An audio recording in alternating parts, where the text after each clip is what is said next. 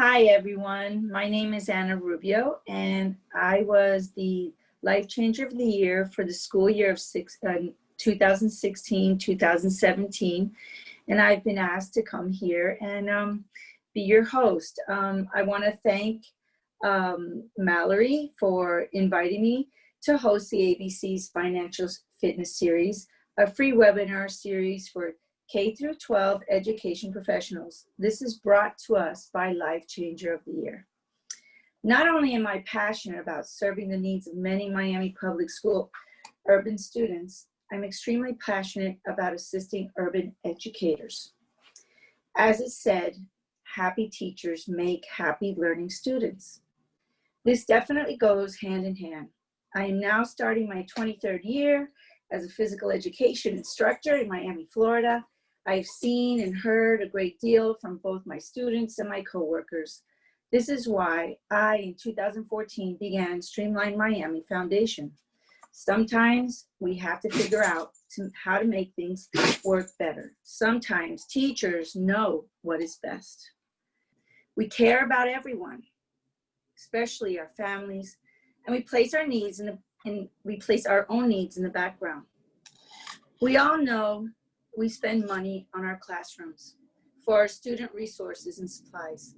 How we spend on our family and even others. Educators, including myself, don't understand many financial questions. We know knowledge is power. So today, let's learn how to better manage the salary we receive. Here are some of the important personal financial questions I needed to answer. Why is it so important to create self-worth? How does this trickle down to our family generational tree? Why do we need to create smart spending habits? Why is it so important to prepare early for retirement? Why put aside funds into a 403B retirement plan? What is the great urgency? What's the reason? Why is it so important to learn how to manage debt? Now let me tell you a little bit about myself. Then let's discuss the importance of financial planning. I'm a single mother of 3 young men. As I was raising them, I made many wrong financial decisions solely because I wanted them to have the best. I was my own worst enemy, partly because of ignorance and partly because I thought I needed things for my family. It took a wonderful financial planner who had my best interest to open my eyes and assisted me on my path to financial independence. He made me see that I needed to change or there will be grave consequences in the future. Last thing I want is to be a burden to my family. As a result, together we created a financial plan and created a list of financial goals. How do you know when a financial advisor has your best interests? Many come and go, but you want to find that one who will commit who will commit to you and your lifetime of finance. And I don't know, I was just really lucky to have found that person. He came to my school and I was very grateful to him. A good financial advisor is someone who doesn't push financial products because he wants a commission. He or she takes the time to review your financial history and make you understand a snapshot of where you are standing presently, giving you guidance on how to spend responsibly, teaching you how to manage your debt, listening to your needs and recommend retirement programs that are affordable for you. This person stays with you like a good doctor, checking how you're doing financially on a yearly basis, guiding you to make good choices. Finally, when it does come time to retire, you're ready. And she or he is there to walk you through the exit and the actual retirement process, which is super complicated. A good advisor is a blessing, definitely, during that time. Teachers, I can't express to you enough.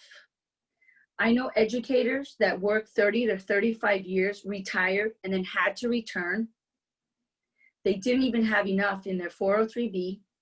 So just so you know, it's not enough to live off of your pension. We have several teachers like that at my school today. I know educators that took their retirement, dropped money in one lump sum, and were taxed by the IRS by 20%. No one told them, don't take a lump sum. I know educators that have purchased or rented homes that they couldn't afford and are suffering financially. I know educators with huge credit card debts and suffer from the anxiety of not being able to pay it back. It took 5 years for me to be able to be in good financial standings. There's always a time to learn and change. There's always a time to do more to create self-wealth. It is now time to take care of yourself and your future. Have the courage to look at your finances and learn how to make things and make better decisions.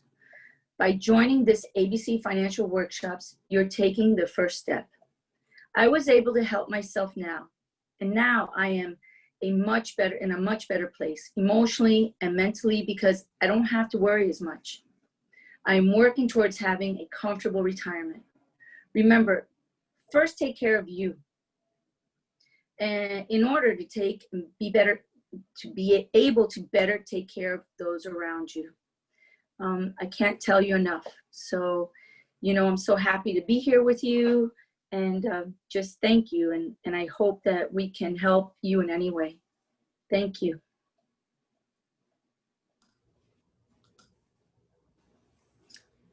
Thank you so much, Anna, for that amazing testimony, and thank you for joining us tonight. Good evening, everyone. My name is Jay Harrison Patterson. I'm your moderator this evening. Just a little bit about myself. I started my career as a lawyer, but found my passion in financial education. And now I work every day with families across the country, helping them along their path to financial fitness. We want to do a brief overview of this amazing series that we have for you, the ABCs of Financial Fitness for Educators. So grateful to have you all here as a part of this. Tonight, we're going to be talking about maximizing your cash flow.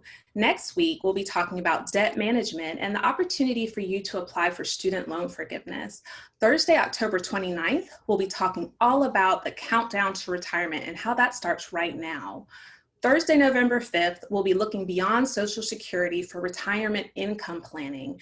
And we're going to wrap up this series on Tuesday, November 10th with a special presentation of retirement strategies for women. So if you're not registered for the entire series, take the opportunity to do so. We have an incredible, fun panel of financial professionals here with a lot of good information for you. While we're talking tonight, don't hesitate to drop your questions in the chat box. At the end of this evening, we have a special opportunity for live Q&A with a certified financial planner as well as an investment advisor. So your questions can be answered right here live right now. Also, in the chat box, you'll have an opportunity to visit the retirement homeroom, which has a ton of education and resources for you if you want to go beyond. And even beyond that, if you're ready to find an agent, an advisor that can work with you, you can connect with one. So tonight we have a lot of resources for you to start you on your journey to financial fitness. Without further ado, I would like to introduce our guest expert tonight, Rebecca Jacopelli. Rebecca is a certified financial planner, and she has been in finance for 7 years and is lead financial planner with her firm. Becky, thank you so much for being here tonight. Thank you so much for having me, Jay. Really excited to be here. Awesome. So you've heard a little bit about us. Now we want to hear a little bit about you. We're going to start this off with a poll question. Where are you on your road to retirement? Are you coming in for a landing, are you starting out in your journey? Are you just starting your career 20 to 30 years away? Are you about midway? Are you 5 to 9 years? Or are you coming in for a landing less than 5 years away? I'm going to give you just a second. Becky, where do you find most of your clients falling in this scale? Well, really, people come to me at various points in the career. I've seen everything from A to Z, but what's important to note is that it's never too early and it's really never too late to start working with a financial professional. So we encourage you to do so no matter what point you are in your career. Very, very true. And let's look at our results. Most of our audience tonight is about midway in their career, about 10 to 19 years away, but we have some people coming in for a landing. We have some people just starting out. So we really have the full gamut of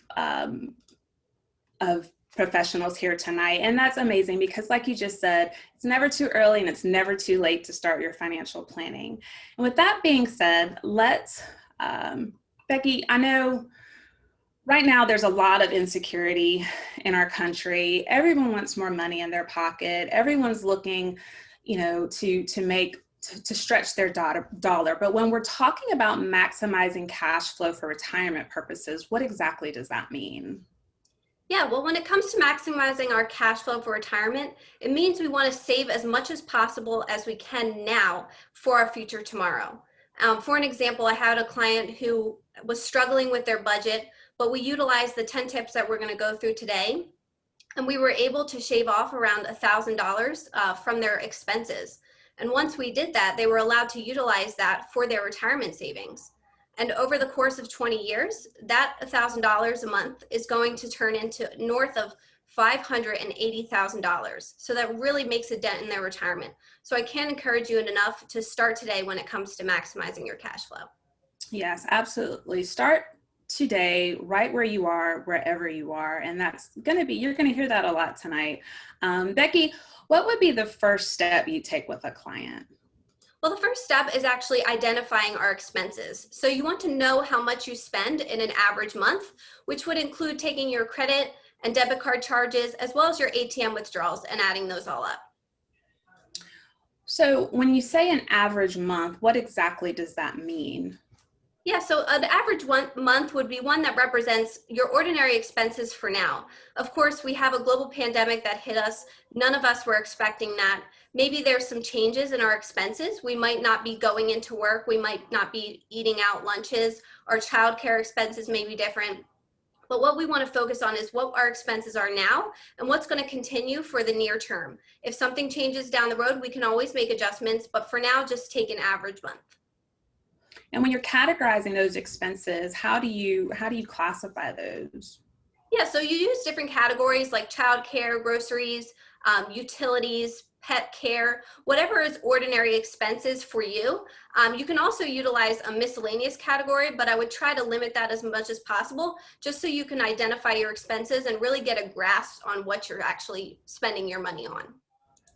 So once you've got those all categorized, what would be the next step? So once you've added up everything you've spent, you'll need to calculate your take-home pay, which is what actually hits the bank, and subtract your expenses to see if you end up with a surplus or a deficit. Well, how would you direct a client to use a surplus? Yeah, so if you have a surplus, that's excellent news. That means you can save that extra cash for your financial goals. So I recommend talking to your agent to get an idea of what your financial goals should be, how much you should be saving in your retirement, contributing to your 403b, or saving for a home down payment, whatever your goals might be, and utilizing that surplus to the best of your ability. Now, like we said, we know we're in the middle of a pandemic and people are finding themselves in very difficult financial situations. What would you say to the person at home listening who may be in a deficit? Yeah, so if there is a deficit, we're going to need to drill down your expenses and we're going to find ways to cut. This is why it's so important to do what we said before, which is identify your expenses and categorize those expenses, because the only way to actually figure out where your money is going is to take that first step. Then we can drill down, take a deeper look into what we're spending and find ways that we can cut back. One thing, and it's very popular for people to talk about cutting the cable cord, but when you do that, you also have to look at, okay, now I have Netflix and Hulu and Showtime and Amazon Prime and, really compare, because it's not necessarily a savings if you're still, spending the same amount of money, right? Yeah, so we all seem to have a lot of subscription these days, and that's why it's really great to go through this exercise so that you can see what you're spending every month on Netflix, Hulu, Spotify, whatever it is that you may have, and then compare that to what it would look like if you just had a cable bill. So you can see which one is cheaper, but this is the first step in order to get there. And then once you figure out whether you have a surplus or a deficit, where do you go from there? Well, now we want to make a budget. So it's worth emphasizing, and I like to always say this, the key to wealth is spending less than you make. So we want to save first and then spend next. That would require us to identify our savings needs. And to do that, like I mentioned before, we can talk to your agent so that we can identify those savings needs. Also, go ahead. No, I see here we have two different examples of a budget. Can you explain those to us? Yeah, so I love to use an app to track our budgets. You can also, like you have here on the left, use Excel or Google Sheet if you like to do things manually. But if you want things live, you can utilize an app to do that. So mint.com is what's shown here, and that'll give you a live feed of what you're actually spending your money on. It'll show green, yellow, and red bars for whether or not you're under budget, on par, or over budget. And what this really helps you to do is to check before you spend. So say you're walking around the mall, you see that pair of shoes, they're $60, and then you stop, you think about it, and you take a look at your app that's right there on your phone, and then you see you only have $20 left in your shopping budget. Well, that's when you can then make a smart decision to say, okay, I'll wait till next month when I have less expenses, or I'll wait till they go on sale. Either way, you can look at what you're doing before you actually do it so that you can make a smart decision. Yeah, that's a really cool app. And I think this is a good time to maybe poll the audience. What types of tools do you use to track your spending? Do you use Excel spreadsheets, an online tool, pen and paper, an online banking tool, or just no tools? I'll give you a few minutes while we have a special guest appearance here. Mama. Nope. All right. Let's see. So our audience, we're pretty evenly split. Some people are already using an online tool like Mint, and some are using pen and paper. Very interesting. So Becky, how do you determine how much to spend when you're determining your budget? Yeah, so a great rule that you can use is called the 50-30-20 rule. And that means 50% would go towards your needs. So that's things like housing, transportation, insurance, things that are essential for your daily life. Then we want to look at our 30%, and that's what goes to your wants, or what we call fun money. So you can identify the things that you don't actually need, things like takeout dinners, concert tickets, cocktails with friends. You may not think that these are actually wants, these are just fun things, but you really have to separate between your wants and your needs in order to really identify how your money should be spent. Then 20% should go towards your financial future. So that includes paying down your debt and building up your savings, such as contributing to like a home down payment fund or your 403B for your retirement. So what do you advise to a client that just at the end of the month, like they're just still not making ends meet? Yeah, so that's where we have a deficit, and we really want to address this issue. So first we can set mini goals. So say our grocery bill is $400 a month. What we can do is we can break that down and spend $100 a week for groceries. A really good tip for this is to use like Walmart grocery or Instacart and to add all of the items into our cart before we go shopping. That'll give us a total at the end so we can see how much we're spending. And that'll help us to avoid things that we see on the end of the aisle, like the cookies that we definitely don't need, that really add up on our bill and help us to really stick to our budget. Yeah, you know, with this pandemic and everybody, you know, shopping from home, like I used to think like Instacart, what you mentioned, like I thought that was like a luxury, but you know, I find that I'm having trouble meeting the minimum because I'm sticking to my list more versus when I walk into the store, it doesn't matter what I'm going in for. I'm going to walk out with a buggy full of stuff that I didn't intend to buy. So it really is a good way to discipline yourself and your spending. Yeah, and it really helps you to recognize the difference between wants and needs. So like I said, you don't need those cookies. You only buy them because you see them on the end of the aisle. Mm-hmm. And in order to fix a deficit, this is really what we want to address. So we don't want to let a want put you into debt. We have to think about saying, well, what did I use before I needed this new thing?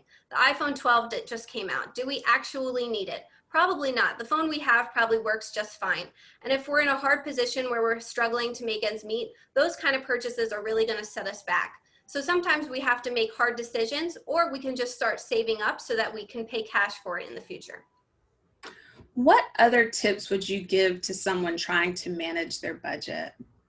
Well, I really like when people simplify and name their accounts. So some people have, 3 different checking accounts that money comes in and out of. That's really not a great way to get a true picture of what's left over in your account so you can save. An easy way to track money is to have one main checking account and utilize that efficiently. And also naming accounts. So we want to have a separate account for our emergency fund. That's always important, like a rainy day fund. We recommend having 3 to 6 months of expenses in there. And then also giving your savings accounts a purpose. So say you have like a home down payment, like I mentioned before, or a Disney trip that's coming up. So you can go into your online account and actually label your account so it shows up in your phone or your app as Disney 2021. I love that, the Disney account. And hopefully as the country continues to reopen, that people can start planning ahead for those types of trips again.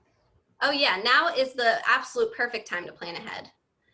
But another tip is that we want to always ask ourselves, are we self-disciplined in our spending? So for someone who isn't as disciplined, it's a really great idea to use debit cards versus a credit cards, mainly because there's a finite amount in that account. You can only spend what you actually have.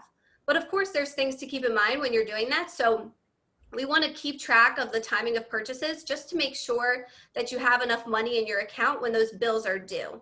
So we want to be careful of things like miscellaneous cash withdrawals before our mortgage is being taken out. Setting reminders in our phone can help us to keep track of that. And then also debit cards have less protection against fraud. So that's something to keep in mind. If you do see something on your account, make sure you're attentive to it and also report it right away, because if you don't, you might not be able to get your money back. We have guests. Oh yeah, guest experts. One thing that I've heard of using, I wouldn't have necessarily thought of, is to maybe use like a prepaid card, like a Venmo or a Cash App card, that it limits spending. You have to put an amount into that card, and then you're not even at risk of any bank fees. Yeah, that's an excellent way to discipline yourself. I definitely recommend that as well. But let's look at credit cards. If you're actually very self-disciplined, I recommend go ahead and use the credit card, just as long as you actually pay it off in full each month. And that's because we want to avoid interest. With credit cards, you can actually pay 0% if you pay it off in full. Now, here we have a picture of a credit card statement. The green is our paid off in full amount, and then the blue is that minimum payment. Now, that may be pretty tempting because it's a small number, but if you look at the purple highlighted, that interest rate, that's nearly 20%. Some credit cards are even higher than that. That's going to really dig into our financial future and stop us from being able to save. So we really want to pay it off in full whenever we can. And the great part of credit cards is that they have rewards available. So there's things like travel miles or cash back that you can utilize for fun things and fun activities. And then there's also protection against theft. So for example, one time I had somebody charge $3,000 at Home Depot. Now this was before I even owned a home. So I knew that definitely wasn't for me, but because it was on a credit card, I had protection. I reported it right away and I got my money back. Yeah, I know a lot of people who use those rewards and actually fund vacations, like maybe that Disney trip. Yeah, I just did that. I just came back from St. Thomas, so I utilized my credit card rewards to do that. So you just have to plan ahead and use your credit cards wisely. Absolutely. Speaking of planning ahead, same thing with large purchases. We want to plan in advance. So when we want to take a look at what we need and divide that by the weeks to see what we have left to go to goal. So let's say we save $25 a week. We have $1,300 by Christmas. This can really help us make a dent in our gifts without us going into debt.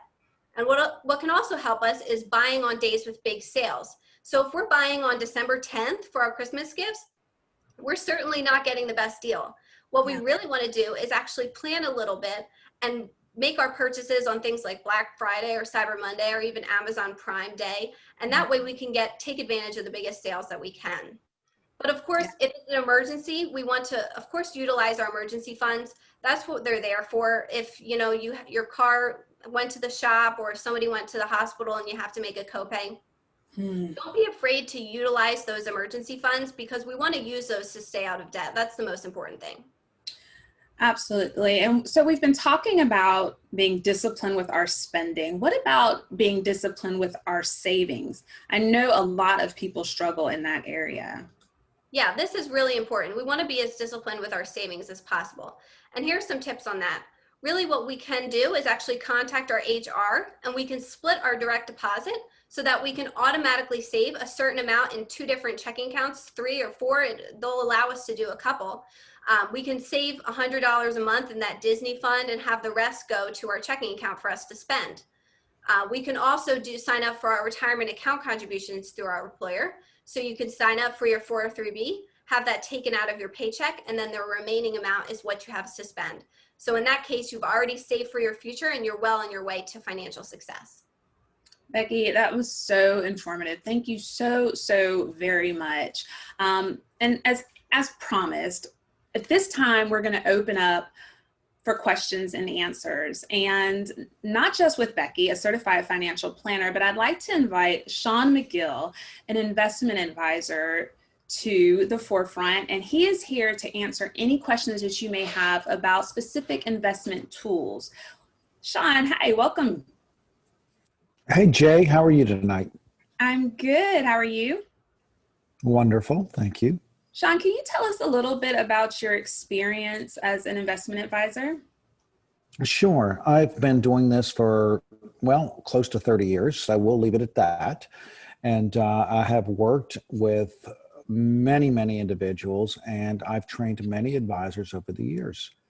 So I am very fortunate and to have been in this industry. I love this industry like you, Jay. I'm passionate about it. Yes, absolutely. Thank you so much for being here. We really appreciate you taking the time to join us tonight. And again, the chat box is open. If you have any questions about creating a savings plan, about managing your cash flow, about ways to save money, go ahead and ask us. I see we have a few here, but if you also have questions about investing, about Anna mentioned your 403B, Sean is here to answer those questions. We want to make sure that you get as much out of this session as possible. We do have a couple questions. How are credit card debt classified in the budget, Becky? Yeah, so that would be saving for our financial future if we're in a high interest credit card debt, because we're going to be cutting into our retirement if we have a bunch of debt on our shoulders. So really paying off that debt is going to be helping us eventually save for our future. Wonderful. Okay. Here's another question. My budget is extremely tight. Where should I start in my savings? Yeah, so I mean, even just getting started with cutting out some Starbucks, if you're doing that, saving $25 a week to your 403B, doing anything is going to really kickstart your retirement. So just starting small and growing over time is a really great way to get involved. Sean, I know you and I have talked many times, but I love your story about your clients that started with a very minimal amount in their 403B. Could you share that with the audience today? Sure, I'd be glad to. So starting small does make a difference. Now, you know, everybody comes from different backgrounds, but I did have some clients back in the mid-90s who started out at $12.50. And it was a biweekly amount, and that was a minimum that was allowed. And we would go back and visit with them on an annual basis, and we would just increase them a couple dollars. And come retirement, I visited with them upon their request, and they had about $48,000 combined in their savings account, their 403Bs. And, you know, they came from minimal means, and their comment to me was like, they had saved more money than anybody in their family, in their family's history. And then this is when we had stretch IRAs that had changed a couple of years ago, and they were going to pass that money along to their children, and had worked with their 2 children to make sure that they also did not spend that money, that they wanted to make that money grow in a tax deferred account as long as they can. And it really impacted their lives. So starting small, to your point, Becky, it does matter. It makes a difference. And you don't miss it. You really don't. It's coming through the paycheck. I love that story. It's so beautiful. Although the way my children are misbehaving tonight, I might not leave them that many. They're doing quite well. They're fine. They look cute. Here's another question we have. Should I use a loan against my retirement plan to pay down debt? What do you guys think? So I'm going to go actually through our debt management in our next series. So I recommend you go to that webinar. But there's other means of managing your credit card debt other than tapping into your retirement account. So things like a balance transfer for a 0% balance transfer, things like a home equity loan, that could get your interest rate down and allow you to pay off debt without imposing on your retirement account. Sean, another question that just popped up is, can a 403B serve as an emergency fund? What do you think? No, and part of that I'll defer to Becky on, but I don't think that's really why you want to save for retirement. I think having that emergency fund is absolutely what you need to focus on, and having the retirement account is something that you want to keep your hands off of as you can and not dive into the loan. But again, I will defer to Becky's expertise on that. No, yeah, I completely agree with you, Sean. And there's going to be tax implications if you're withdrawing from your 403B prior to the allowable date. So I would definitely not put anything in your 403B that's going to serve as your emergency fund. Where does an emergency savings fall in that 50-30-20 plan, Becky? Yeah, so that's part of saving for your future for sure, because saving for your emergency fund allows you to stay out of debt. So I really recommend getting that started and getting to the 3 to 6 months. And then once you get there, then you can start saving for other things such as retirement and other goals that you might have. Okay. Should I rent and save for a down payment, or should I just go ahead and purchase? Yeah, so there's a few things to consider when dealing with that. You have to pay private mortgage insurance if you have a down payment less than 20%. So that's something to keep in mind. But really, renting is not a bad thing. People see it as a bad thing, but really, as long as you're in it with a good budget and you're saving for your retirement, don't buy a home that you can't afford. So make sure you're sticking to your budget and saving for your retirement, and then that home will find its place in that amount. Great answer. And here's another question that just popped up. Can you think of a time or a circumstance when it is prudent to tap into your retirement? And I know, again, during this time, a lot of people have relied on their retirement savings to survive. So can you speak to that, Becky? Yeah, so that was actually allowed in 2020. The government allowed you to withdraw from your retirement accounts without a penalty. So people can take advantage of that if they fell on hard times. But other than that, I would say in terms of a Roth account, you can withdraw for college expenses if you have them. So that's sometimes a reason why people tap into their retirement. But what's important to note is you can borrow for college, but you can't borrow for retirement. So I would be cautious about doing so. Really, I would want you to just talk to your agent, make sure you're saving enough for retirement, and see if we can find those other funds elsewhere. Thank you. Thank you both so much. And the message in the chat box is that if you have any more questions, or you do want to speak to a financial professional at any point, please, you can request to speak to one. It's a link in the chat box, and you can get all of your individual questions answers. Thank you so much, Becky. Thank you, Sean, for being here. I really appreciate it. Want to remind you, next week we have debt management and student loan forgiveness. Thank you all for joining us. And Anna, I will turn it back over to you. Okay, well, it's a pleasure seeing you guys. Thank you for coming.